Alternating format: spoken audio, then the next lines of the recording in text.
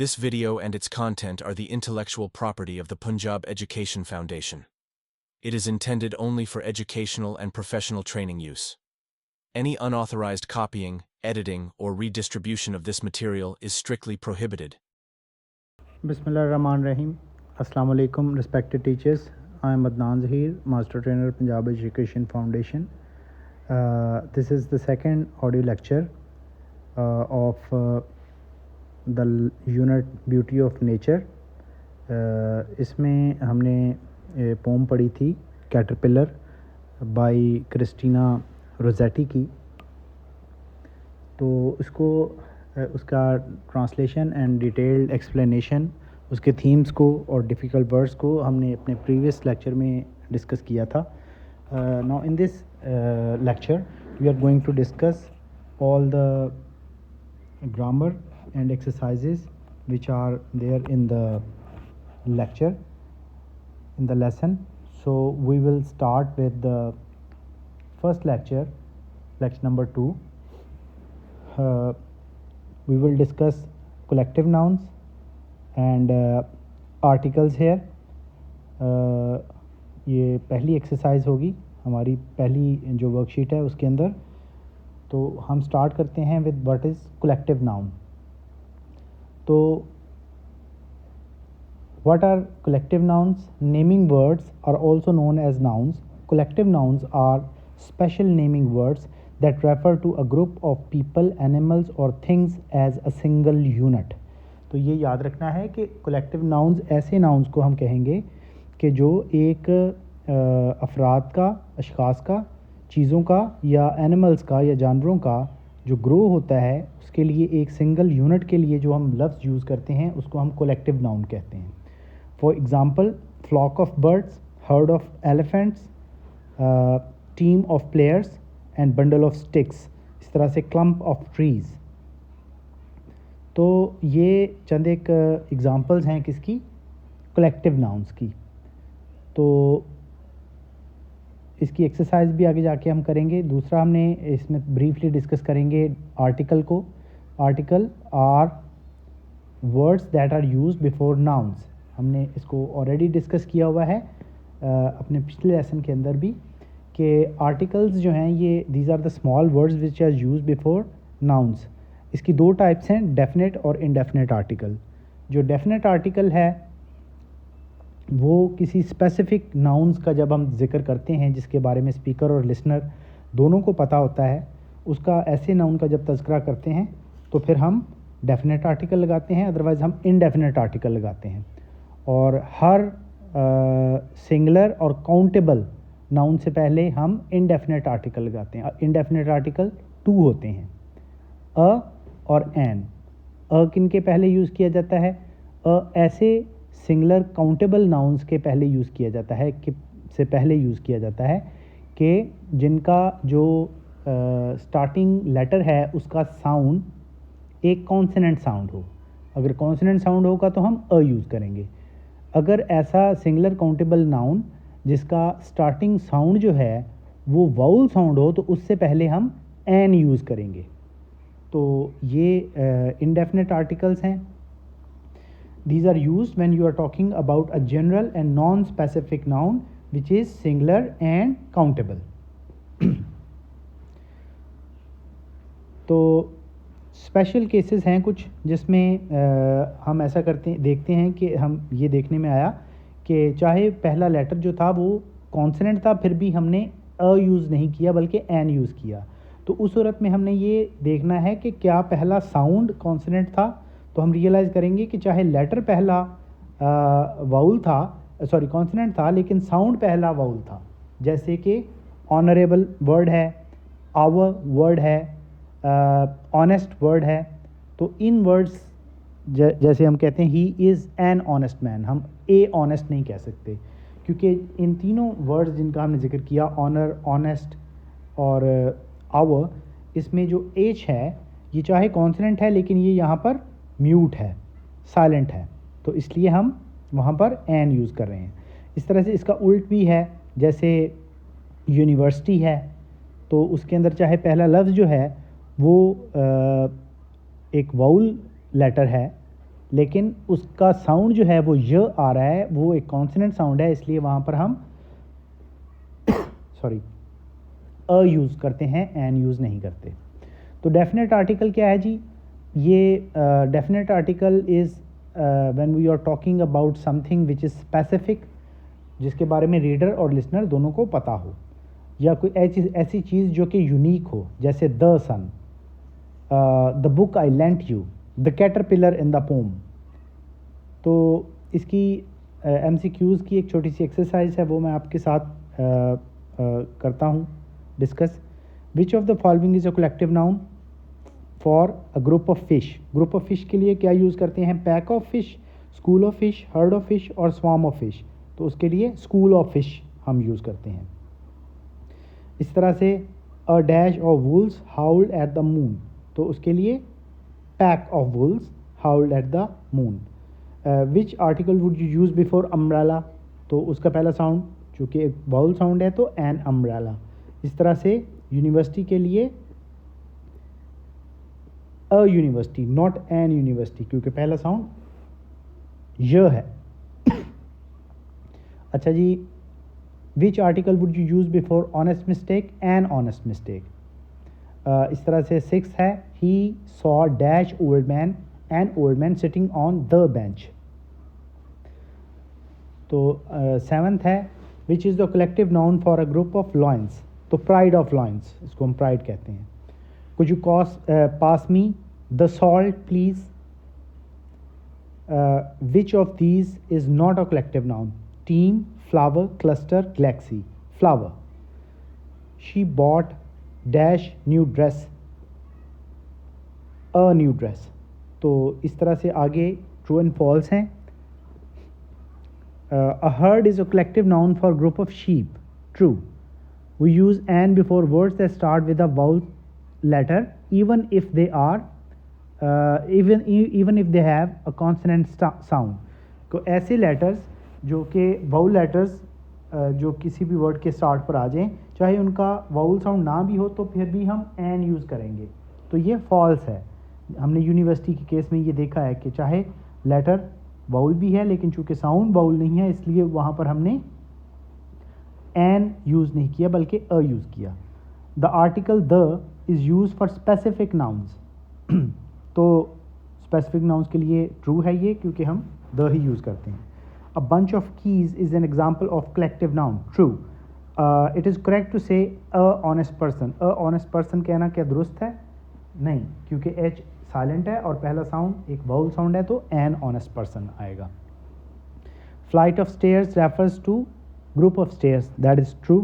We use a before words that start with a consonant sound. True. An is use before European because E is a vowel. No, in case of university the first sound was y, although the letter was a vowel letter. Similarly, European starts with y sound and not a sound. So, it will not take an as an article, rather will use a. Collective nouns are always referred to animals. No, animals के लिए ही तो नहीं ना होते collective noun, वो people के लिए भी हो सकते हैं, things के लिए भी हो सकते हैं। The poem mentions brown and furry caterpillar using an indefinite article. False, because if we look at the poem at the start, first verse is brown and furry, so there is no article used. इस तरह से आगे match the column है, इसकी answer की भी इस exercise की आप लोगों के साथ यहाँ पर शेयर की गई है, जहाँ से आप असिस्टेंस ले सकते हैं।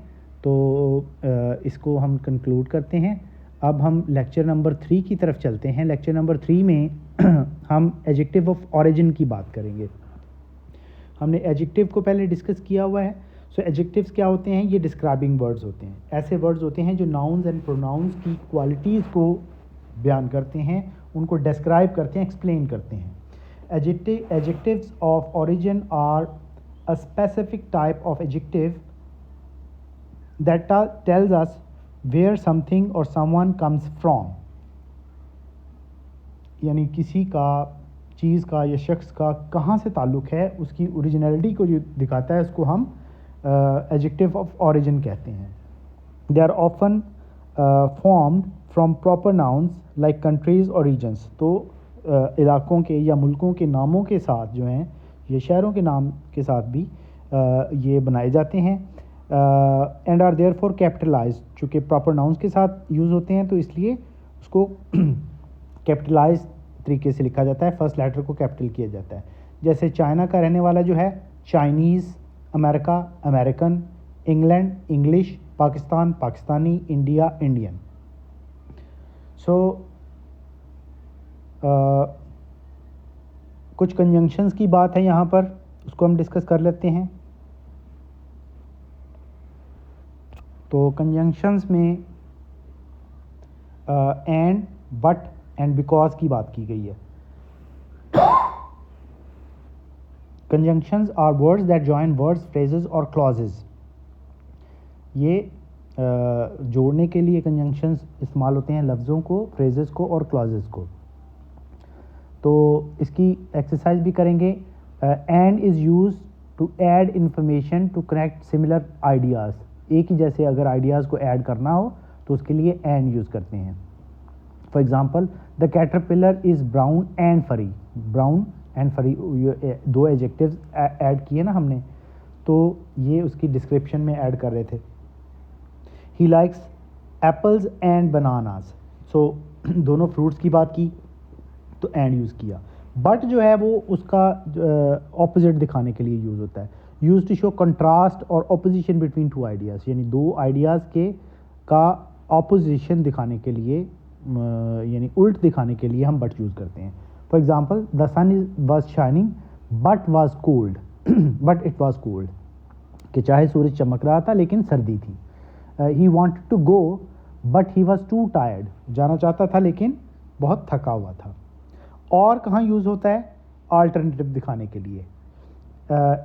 और is use to show a choice or alternative between two or more options. जैसे कि मिसाल के तौर पर, do you want tea or coffee, तो चॉइस आ गई ना. इस तरह से take your walk or take your walk to the shady leaf or stock.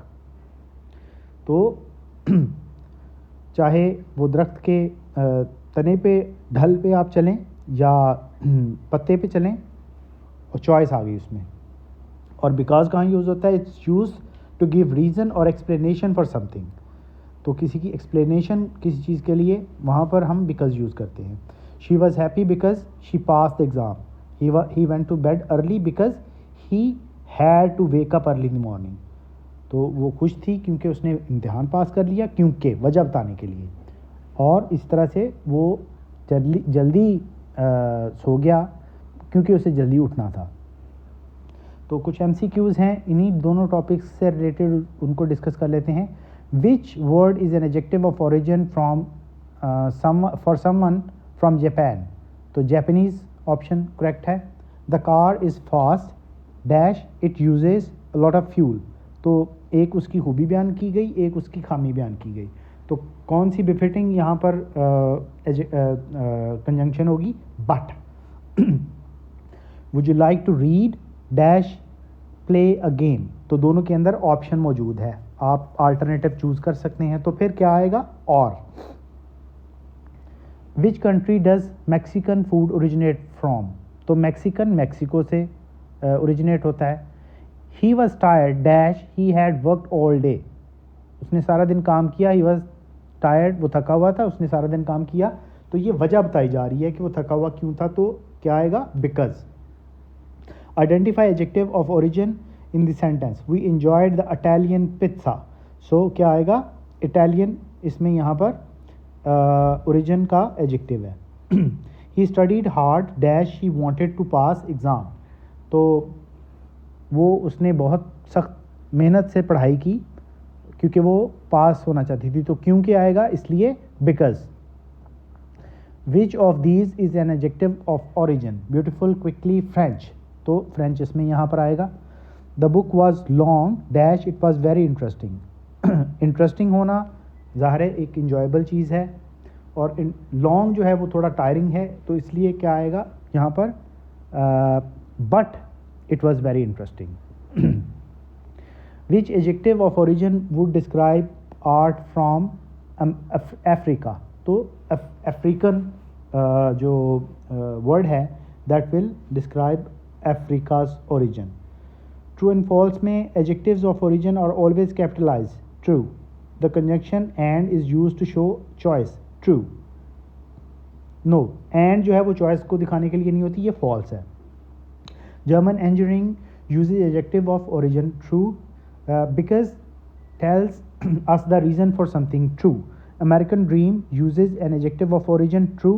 Conjunction but introduces an individual an additional idea, तो and additional idea के लिए होता है, but नहीं होता, but contrast के लिए होता है, opposite के लिए होता है, so false. Swiss chocolate comes from Sweden, no, Swiss chocolate comes from Switzerland, so ये false है. You can join two contrasting ideas with and. contrasting ideas के लिए हम but use करते हैं, so ये false है. Poem states, take your walk to the shady leaf or stalk, which uses a conjunction of choice. तो यहाँ पर conjunction of choice आ गई और आया हुआ है, बिल्कुल ठीक है, true है. Brown and furry in this poem are adjectives of origin. ये adjectives of origin नहीं है, तो ये false है. इस तरह से आगे मैच द कॉलम है सॉरी, तो मैच द कॉलम के लिए यहाँ पर वर्कशीट की आंसर की मौजूद है, वहाँ से आप असिस्टेंस ले सकते हैं. So this is all about the lecture number 3. So in lecture number 4 what we are going to discuss now is communication skills. इसमें रीडिंग कम्प्रीहेंशन और राइमिंग वर्ड्स आपने यहाँ पर देखे भी हैं कुछ, जैसे मैंने एक्सप्लेनेशन के दौरान और उसकी टेक्स्ट की रीडिंग के दौरान बताया था कि furry, hurry, walk, stalk, not, spot, you, ये सारे के सारे राइमिंग वर्ड्स हैं. The words which have similar ending sounds are called rhyming words. तो we will start with reading and comprehension. तो यहाँ पर एक पैराग्राफ दिया गया है पेज नंबर 17 पे, उसको मैं रीड आउट कर देता हूँ. इस तरह का पैराग्राफ आप लोग हम इसको डिस्कस करेंगे कि क्या क्या इसका इस्तेमाल किस तरह से आप क्लास में कर सकते हैं रीडिंग एंड कम्प्रीहेंशन को इम्प्रूव करने के लिए बच्चों की. One day Mahanoor was playing in a park with her friends. She noticed that people were plucking flowers, killing the insects and making the park dirty. She was so upset. She wanted to save insects and the environment but could not think of any idea. She went to her mother to ask for help. Her mother told her to make a colorful chart about importance of plants, trees, insects and birds. It was indeed a very good idea to get everyone's attention. Her friends Amna and Salma helped her too. They made many charts together and put them up all over the garden.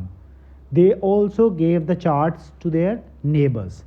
तो इस तरह का paragraph आप खुद से भी दे सकते हैं, किसी न्यूज़पेपर कटिंग में से भी आप निकाल के ला सकते हैं, किसी स्टोरी बुक्स में से भी दे सकते हैं बच्चों को प्रैक्टिस के लिए, और फिर उनकी अंडरस्टैंडिंग को चेक करने के लिए आप उनको कहें कि आप इसकी स्किमिंग करें, इस पैराग्राफ की, या स्कैनिंग करें. Look for specific information. Like आप उनको टास्क दे सकते हैं कि इस पैराग्राफ में से कंजंक्शंस को तलाश करें. इस पैराग्राफ में से आप if there are any adjectives तो उसकी टाइप्स बताएं, या और भी जो आपका SLO के हवाले से जो भी उस दिन का टास्क हो वो आप उनको दे सकते हैं. फिल इन द ब्लैंक्स करवा सकते हैं, ट्रू फॉल्स करवा सकते हैं. तो it will improve their reading skills. तो जी इसके बाद अगला जो हम चीज़ यहाँ पर डिस्कस कर रहे हैं वो फिल इन द ब्लैंक्स हैं, MCQs हैं. Dash road the pome caterpillar, first ये है. तो किसने लिखी है? मैरी ओलिवर ने, माया एंजेलो ने, क्रिस्टीना रोज़ेटी ने, ये सिल्विया प्लैथ ने. तो Christina Rossetti is the poet.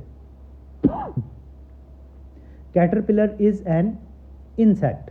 Caterpillar is walking to dash shady leaf.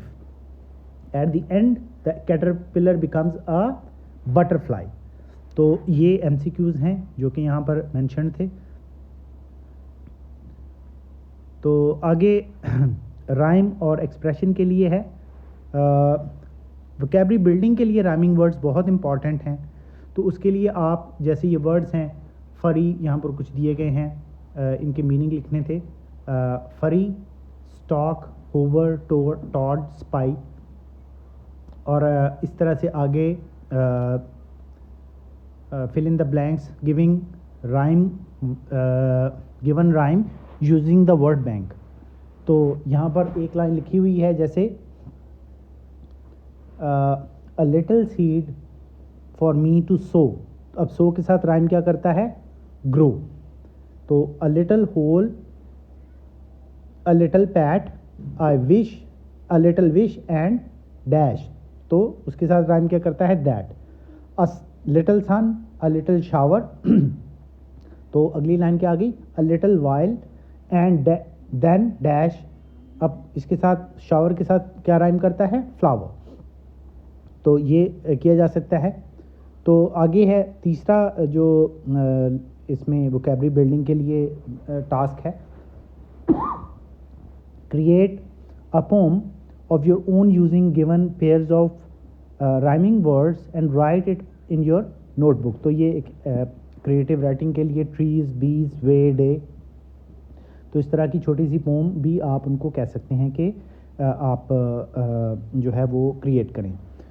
इससे आगे थोड़ा सा एक और लैंग्वेज की प्रैक्टिस के लिए उन्होंने आइडिया दिया हुआ है कि यहाँ पर डायलॉग्स हैं एक्सप्रेसिंग लाइक्स एंड डिसलाइक्स और फीलिंग्स एंड ओपिनियंस के लिए 2 डायलॉग्स दिए गए हैं. एक डायलॉग है 2 बच्चों के दरमियान, इकरा और अनम के दरमियान. तो उसको मैं पढ़ देता हूँ आपके लिए. Anam, did you like the pome about the life cycle of caterpillar. तो ये उसका ओपिनियन पूछ रही है कि आपको ये पसंद आई है, लाइक और डिसलाइक किया है उसको. तो इकरा आगे से कहती है yes I did, it was good. तो मुझे ये अच्छी लगी. तो अनम ज़्यादा एक्सप्लोर करती है और पूछती है कि do you like reading scientific magazines and articles. तो आर्ट और साइंस का थोड़ा कंट्रास्ट भी है. तो अब वो समझती है कि ये चूँकि पोएम जो थी ये एस्थेटिक्स को अपील करती है, तो क्यों ना मैं इससे पूछूं कि ये साइंस से रिलेटेड भी इंटरेस्ट लेती है रीडिंग के लिए. तो वो कहती है नो आई डोंट, मुझे साइंटिफिक जो आर्टिकल्स हैं उनमें इंटरेस्ट मैगजीन्स में नहीं है, but I prefer to read different funny story books. तो मुझे स्टोरी बुक्स पढ़ना पसंद है. तो ये लाइक्स और डिसलाइक्स की बात की गई. इस तरह से ये दूसरा पैराग्राफ जो है that is between Hamza and Adnan. तो अदनान पूछता है hi Hamza, you look so excited, what's the matter. तो ये फीलिंग्स की बात कर रहा है कि आप बड़े एक्साइटेड लग रहे हो हमज़ा, क्या बात है. तो हमज़ा आगे से कहता है yes I am happy because I am going to see visit my family. मैं बहुत खुश हूँ क्योंकि मैं अपनी फैमिली से मिलने जा रहा हूँ. अदनान आगे से कहता है वाओ दैट्स ग्रेट. अब ये भी एक्सप्रेस किया है उसने फीलिंग्स को कि अमेज हो गया वो.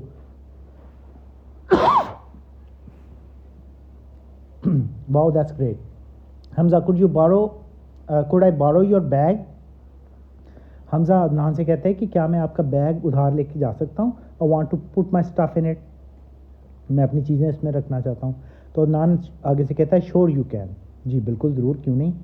तो हमज़ा आगे से कहता है थैंक यू. सो इस तरह के इस तरह के डायलॉग्स प्रॉम्प्ट्स आप बच्चों को दे सकते हैं इन पेयर्स कि वो पूरी क्लास के सामने. अच्छा, इससे क्या होता है कि लैंग्वेज को वो जितना कंज्यूम करते हैं बच्चे, जितना इस्तेमाल करते हैं, जितना उसकी प्रैक्टिस करते हैं, उस लैंग्वेज के अंदर टारगेटेड जो लैंग्वेज है उसके ऊपर उनकी ग्रिप जो है वो इम्प्रूव होती.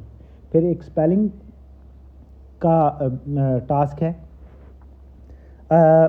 तो इस तरह के जो प्रेफरेंसेस के लिए, लाइक्स और डिसलाइक्स के लिए, ओपिनियंस के लिए आप उनको डिफरेंट टास्क्स दे सकते हैं. इसकी एक्सरसाइज के लिए यहाँ पर कुछ एग्जाम्पलरी पैराग्राफ्स दिए हैं, आप वहाँ से उनके आंसर्स भी ले सकते हैं। मैच तो कॉलम भी दिया हुआ है। सो this is the completion of lecture number 4 of second unit of grade 4। तो अब नेक्स्ट लेक्चर की तरफ हम चलते हैं, फिफ्थ लेक्चर।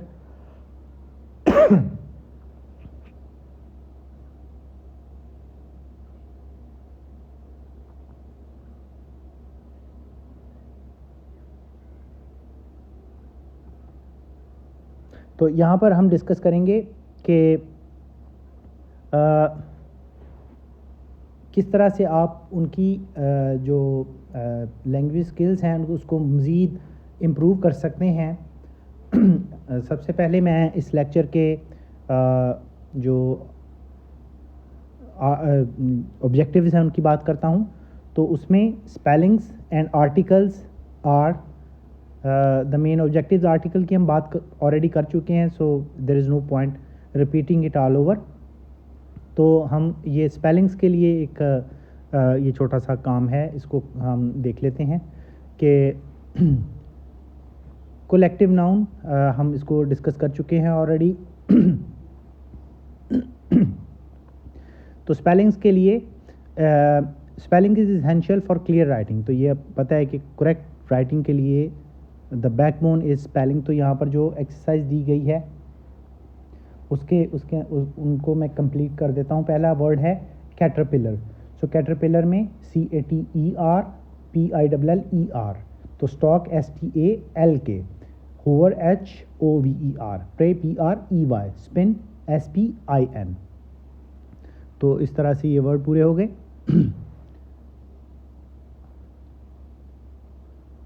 ये आर्टिकल्स की एक्सरसाइज है। An honest girl, a rapper, a knife, an hour. तो ये आप बच्चों को दे सकते हैं। इस तरह से ये एक पैराग्राफ दिया गया है। Aqsa bought an apple, an orange and a sandwich for lunch today. She cut the fruits with a knife, they were from her own garden. The fruits and the vegetables in her garden are always fresh. She always shares her lunch with her friends. So इस तरह से gap filling की activity है जो कि करवाई गई है।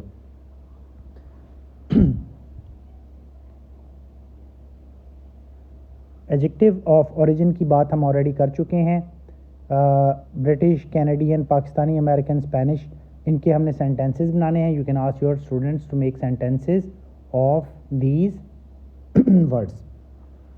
तो आई एम सॉरी, इसकी डिटेल्ड एक्सरसाइज विद आंसर्स मौजूद है, तो आप उसको कंसल्ट कर सकते हैं। विद दिस हमारा जो सेकंड ऑडियो लेक्चर है on this lesson, it is completed.